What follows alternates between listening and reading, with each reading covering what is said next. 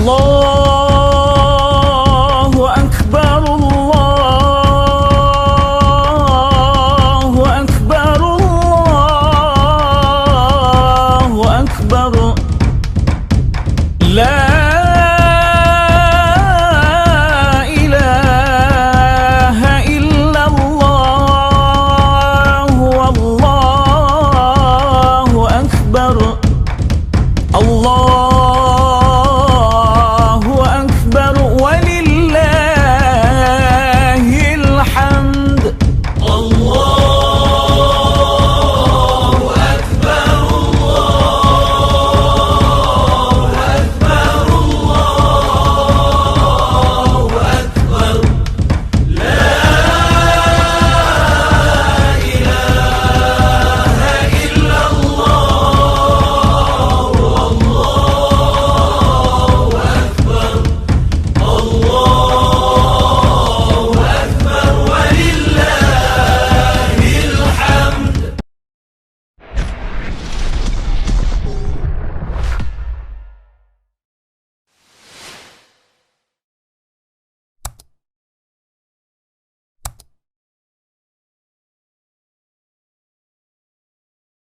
Assalamualaikum warahmatullahi taala wabarakatuh dan salam sejahtera. Salam keluarga Malaysia.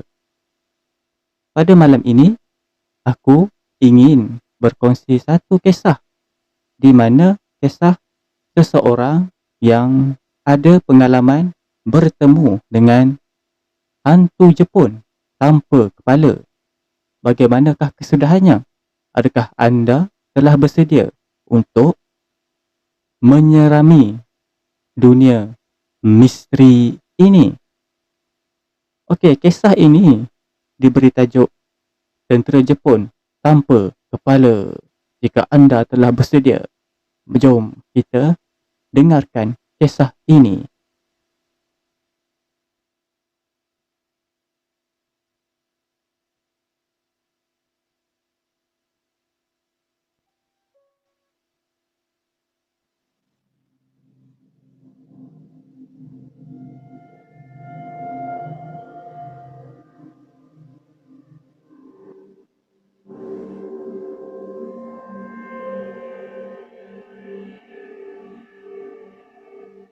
Jika anda ke Kuala Kubu Baru, Selangor, saya ingin mencadangkan anda bermalam di sebuah banglo lama yang terdapat di situ. Cubalah rasai pengalaman misteri yang dikatakan sering berlaku di situ. Mungkin anda akan melihat apa yang akan saya ceritakan kali ini. Untuk pengetahuan anda, banglo itu letaknya di lereng bukit berhampiran Pekan Kuala Kubu Baru. Suatu ketika dahulu, ia dijadikan rumah tumpangan oleh seorang pengawal keselamatan, Abdul Razak Musa.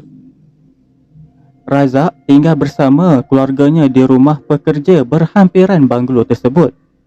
Sepanjang menjalankan tugasnya bermula pertengahan 1970-an, Razak dan keluarganya sering melihat jelmaan serta bunyi-bunyi pelik di sekitar kediaman itu. Pada lewat malam pula, Razak terdengar bunyi tetamu datang. Pintu pagar ditolak dan digoyang. Dapat didengarnya dengan jelas. Walau bagaimanapun, apabila Razak keluar untuk membuka pintu pagar, terdapat tiada siapa pun di situ. Selang beberapa malam, isterinya juga terlihat sekumpulan tentera Jepun berkawat tanpa kepala di hadapan pintu rumah mereka. Jelmaan tentera Jepun ini bukan sahaja dilihat oleh isterinya, malah anak perempuan Razak juga turut terlihat terlibat tentera Jepun tersebut. Pada waktu lain, mereka terdengar bunyi sekumpulan tentera berkawat.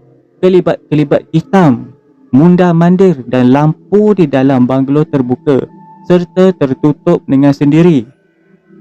Bunyi pintu dibuka dan ditutup juga selalu didengar.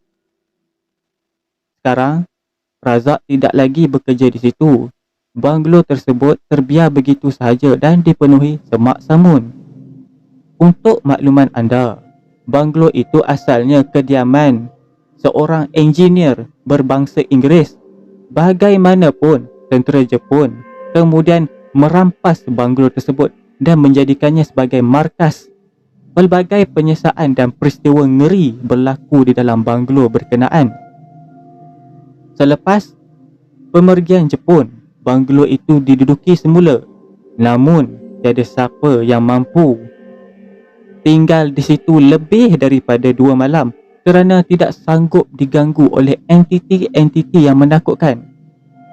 Kisah banglo terbiak ini pernah disiarkan oleh majalah Infinity, terbitan utusan karya Sendirian Berhad pada Ogos 2009. Seorang kenalan bernama Azri pernah bercerita kepada saya sebuah kisah misteri. Katanya kejadian itu berlaku ketika beliau masih di sekolah rendah. Menurut Azri lagi, ketika cuti sekolah, beliau tinggal di banglo bapa saudaranya di utara tanah air. Banglo itu adalah bekas kediaman pegawai Inggeris pada zaman penjajah dulu. Satu malam, Azri berbaring sendirian di ruang tamu di dalam banglo tersebut. Dalam sekitar pukul 12 malam, Azri tiba-tiba terdengar bunyi seperti orang memasak. Bunyi orang menggoreng, membuat air di dalam teko, pinggan mangkuk disusun dan dicuci kedengaran jelas. Tetapi anehnya, dapur banglo tersebut gelap gelita. Tidak lama kemudian, bayangan seseorang berpakaian kemas serta membawa beg bimbit melangkah turun dari bilik di tingkat atas menuju ke bawah. Bayangan itu pergi ke pintu depan dan berhenti di situ. Tidak lama kemudian, muncul seorang wanita dari arah dapur. Mereka berbual sesuatu sebelum lelaki itu keluar mendebusi pintu depan yang tertutup rapat. Bunyi enjin kereta kedengaran dan kemudian keluar dari halaman rumah. Sepanjang peristiwa itu berlaku, Azri hanya mendiamkan diri di atas sofa. Tetapi badannya agak menggigil kerana dia tahu itu bukan manusia, tetapi makhluk alam sebelah ataupun orang panggil Hang Dua. Apabila Azri menceritakan apa yang berlaku, bapa saudaranya hanya tersenyum dan berkata, "Sebenarnya pakcik ni lebih daripada itu dah pernah rasa." Sebagai wartawan, kes-kes sebegini sudah sering saya dengar.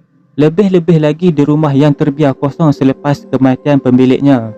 Di rumah yang pemiliknya membunuh diri atau dibunuh, situasinya lebih menggerunkan. Ada orang yang melihat si mati munda-manda di dalam rumah. Jelmaan si mati tergantung dan suara jeritan. Para pengkaji paranormal barat mengkategorikan jelmaan ini sebagai sisa-sisa entiti ataupun residual entity. Sisa entiti ataupun residual entity adalah bermaksud jelmaan seseorang yang sering dilihat di suatu premis, seringkali berwarna hitam, separuh telus berkabut serta berasap. Bagaimanapun, ada juga yang menyaksikannya jelas menyerupai imej orang yang pernah tinggal di premis tersebut. Jelmaan ini bergerak seperti manusia yang masih hidup. Ia berjalan menaiki tangga, berdiri di dapur, munda-mandi di dalam bilik, berlari dan sebagainya. Melalui kajian mereka, pengkaji paranormal barat mendapati apa yang disaksikannya itu adalah bukannya Hang Dua, tetapi adalah ulang tayang kejadian yang pernah berlaku pada suatu ketika dahulu. Lebih jelas lagi, kejadian itu telah dirakam oleh sesuatu di dalam premis berkenaan, kemudian diulang tayang semula pada waktu-waktu tertentu. Untuk lebih mudah faham, ianya seperti pita kaset dan pemain cakera padat. Pelik bunyinya bukan? Tentu juga anda tertanya, apakah objek yang telah merakam kejadian itu? Jangan terperanjat, sebenarnya pelbagai objek baik dinding maupun perabot adalah objek yang boleh merakam suatu kejadian. Yang paling kuat daya rakabannya adalah air. Fenomena ini dipanggil stone tape theory. Ia bermaksud suatu itu dirakam oleh suatu objek lain yang tidak bernyawa.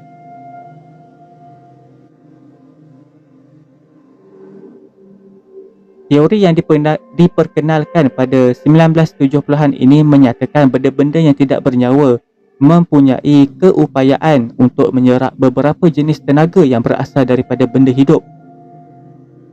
Lebih untuk mudah difahami, kalau suara boleh dirakam, begitu jugalah visual kehidupan seharian kita. Rakaman itu berlaku ketika tercetusnya keadaan tegang seperti tragedi pembunuhan atau insiden cemas yang mengancam nyawa. Teori ini seterusnya menyatakan emosi adalah suatu bentuk tenaga.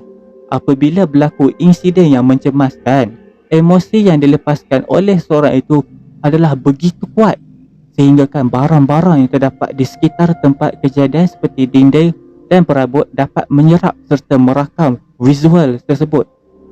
Rakaman itu akan terpendam di dalam objek-objek tersebut dan pada waktu tertentu ia akan dipindahkan kepada orang yang berada di sekelilingnya. Pelik, bukan? Okey, macam ni lah. Setiap manusia mempunyai medan psikik yang sendiri. Lain orang, lain tahap medan psikik mereka. Sebab itu kita sering dengar ada orang boleh rasa serta melihat entiti dan dapat melihat apa yang bakal berlaku, sedangkan orang lain tidak.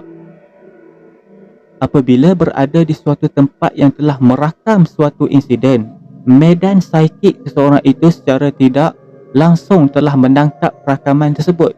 Ia umpama keupayaan kita menemui gelombang siaran televisyen.